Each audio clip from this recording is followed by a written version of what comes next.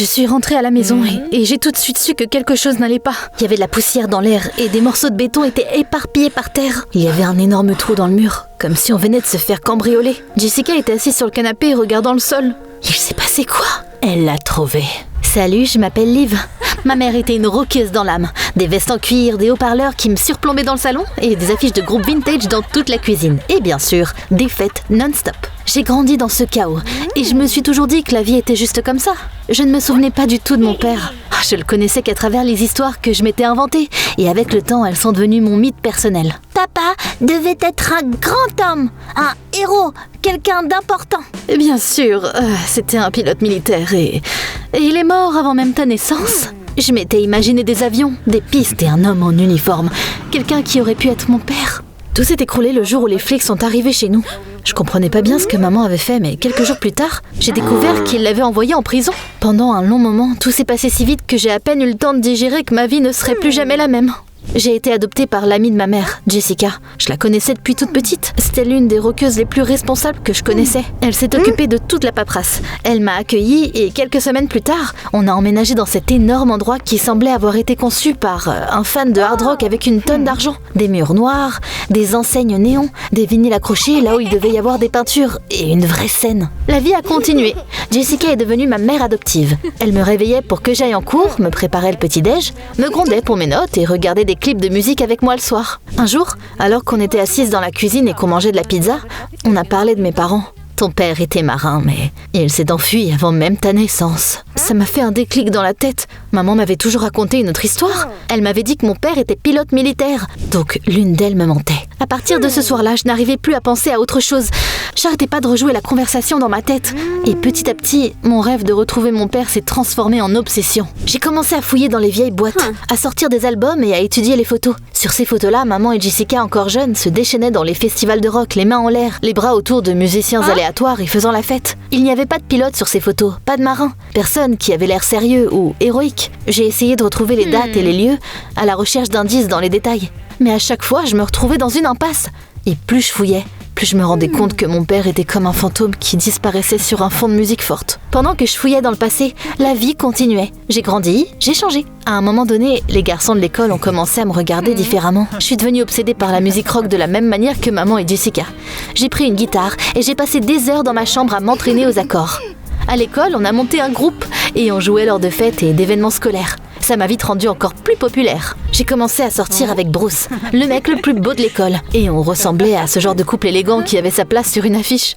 Les gens parlaient de nous regardaient. J'avais l'impression de vivre dans un film. Et puis, maman a pu sortir de prison. Elle est juste apparue à la porte de Jessica, même style, même sourire arrogant, même regard dans ses yeux, comme si rien n'avait changé. On s'est fait un gros câlin, on a rigolé et j'ai enfin senti quelque chose en moi se mettre en place. Mais presque tout de suite, une question a fait irruption.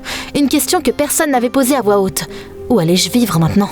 Ce soir-là, j'ai entendu maman et Jessica chuchoter dans la cuisine, mélanger les papiers et se taire à chaque fois que je m'approchais trop. Le matin, elles m'ont dit qu'on allait toutes les trois vivre ensemble. Alors, je suppose que j'ai 2 mamans maintenant? Et on vivait vraiment comme une famille parfaite. On cuisinait ensemble, on sortait ensemble, on nettoyait, on regardait des films et on mangeait du pop-corn ensemble. Tout avait l'air bien trop parfait pour être réel. Parfois, je surprenais maman et Jessica en train de chercher quelque chose. Elles ouvraient les tiroirs. Elles regardaient dans le sous-sol, dans le grenier. « Qu'est-ce que vous cherchez ?» « De vieux disques, ne t'en fais pas !» Mais je sentais qu'elles ne disaient pas la vérité. Un jour, mon groupe s'est produit dans un petit festival de musique. C'est là que j'ai rencontré Will, un gars d'un autre groupe. Après nos performances, on a commencé à parler et j'ai eu l'impression qu'on se connaissait depuis toujours. À la fin du festival, on s'est échangé nos numéros. Cette nuit-là, j'ai envoyé un message à Will. On a parlé de musique, de nos écoles et de plein d'autres choses. J'ai 2 mamans. Oh, c'est très moderne ça.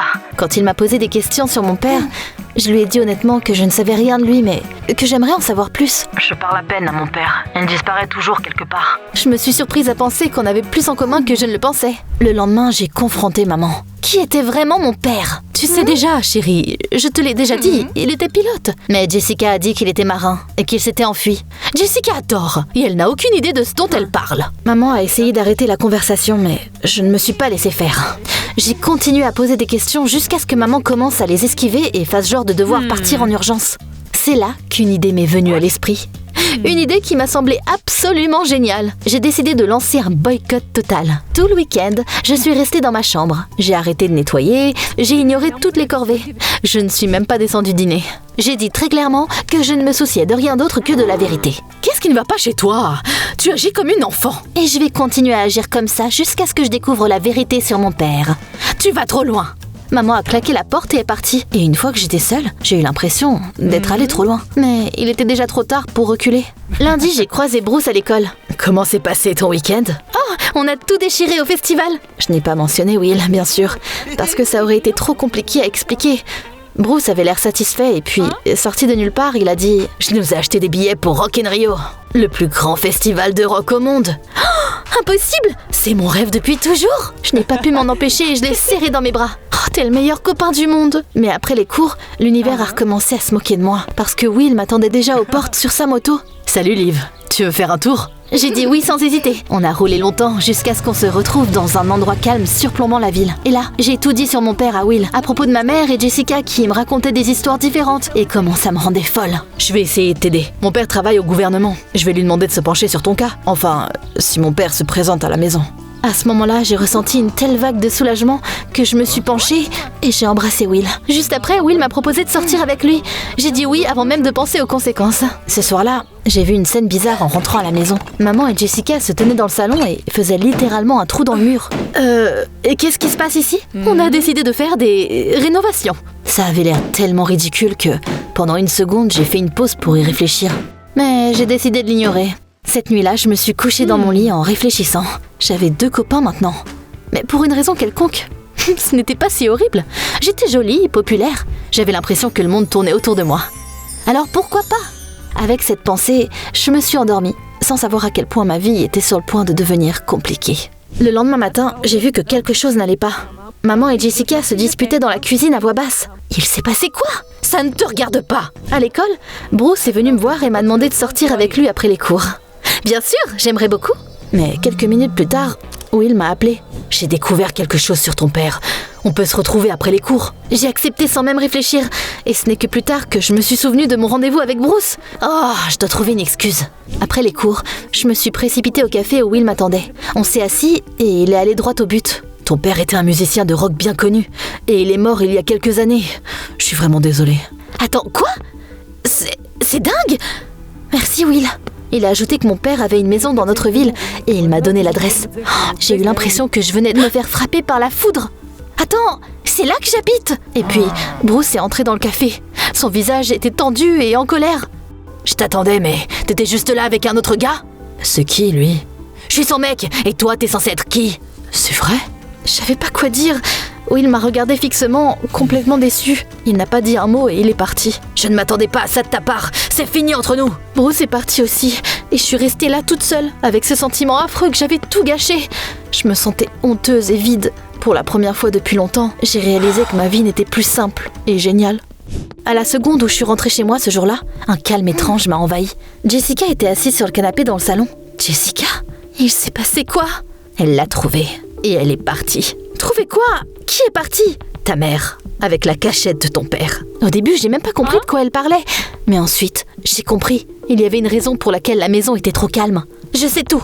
Mon père était musicien de rock et c'est sa maison, à vous. Oui, Liv, c'est vrai. Il s'est avéré que mon père n'était pas un héros. Il n'avait rien de noble. C'était un coureur de jupons et il sortait avec ma mère et Jessica en même temps. Bien sûr, elles n'étaient pas au courant l'une pour l'autre. Elle n'avait aucune idée qu'elle sortait avec le même gars. Mais quand Jessica a découvert que ma mère et mon père avaient eu un bébé, elle a disparu de la vie de papa. Elle ne pouvait pas le supporter. Quelques années sont passées, mon père est mort et dans son testament, il avait laissé sa maison à Jessica. Comme si ça pouvait arranger quelque chose ou compenser ce qu'il avait fait. Et puis, les choses sont devenues encore plus bizarres. Quand ma mère est revenue de prison, elle a dit à Jessica qu'elle avait un secret que mon père lui avait confié. Il y avait un trésor caché dans cette maison. Ses économies, l'argent qu'il avait gagné et qu'il n'avait jamais eu la chance de dépenser. Le problème, c'était que personne ne savait où il était caché. Maman et Jessica ont bousillé l'endroit à la recherche de ce trésor. Mais peu de temps après, les disputes ont commencé. Elles n'étaient plus amies depuis longtemps, mais elles n'arrêtaient pas de faire genre qu'on était une famille parfaite pour moi. Elles ne voulaient pas que je n'ai plus de maison. Aujourd'hui, je suis rentrée à la maison et j'ai vu ce trou dans le mur. Ta mère était juste partie. On dirait bien qu'elle a trouvé le trésor et qu'elle s'est enfuie avec. Pas de notes, pas d'explication, rien. J'ai regardé Jessica en essayant de tout digérer. Je n'arrivais pas à le croire. Je pensais connaître ma mère. Ouais, elle était compliquée, mais elle était sincère.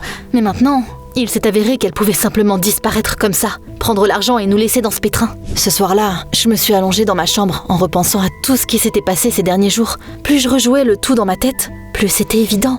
Ma mère n'était pas celle que je voulais qu'elle soit. Mais ce qui faisait le plus mal, ce n'était même pas ça.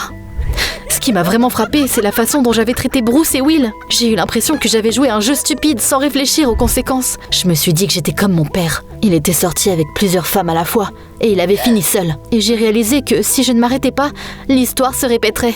Sauf que je serais la protagoniste de cette tragédie. Le lendemain à l'école, j'ai cherché Bruce entre les cours. Bruce, j'ai été stupide et égoïste. Je comprends mieux maintenant. Je t'ai vraiment fait du mal. Sans blague. J'ai changé et honnêtement, tu comptes beaucoup pour moi. Ce n'était pas que des mots, je pensais vraiment ce que j'ai dit. Bruce m'a regardé et il m'a fait ce sourire familier. Je te pardonne. On fait tous des choses stupides parfois. À ce moment-là, j'ai senti une vague de soulagement, comme si un énorme poids avait été enlevé de mes épaules. Plus tard, j'ai enfin trouvé le courage d'appeler Will, même si je ne savais pas que cette conversation allait être compliquée. J'aurais dû te dire depuis le début que j'avais un copain. C'est vraiment pas cool ce que j'ai fait. J'ai trahi ta confiance et blessé tes sentiments. Oui, il a écouté en silence, puis il a dit qu'il ne pouvait pas me pardonner parce que j'étais cruelle. Puis il m'a dit qu'il ne voulait plus me parler. Ça faisait mal d'entendre ça, mais je savais qu'il avait raison. C'était une juste punition pour ce que j'avais fait. De retour à la maison, Jessica n'arrêtait pas de me raconter des histoires sur mon père. Elle a sorti de vieilles boîtes de photos et de cassettes VHS, mis des performances de lui à la télé, et elle m'a montré des photos de lui quand il était jeune, audacieux, téméraire et ressemblait étrangement beaucoup à moi. Et j'ai réalisé que j'avais vraiment hérité de plus que son apparence et de sa personnalité.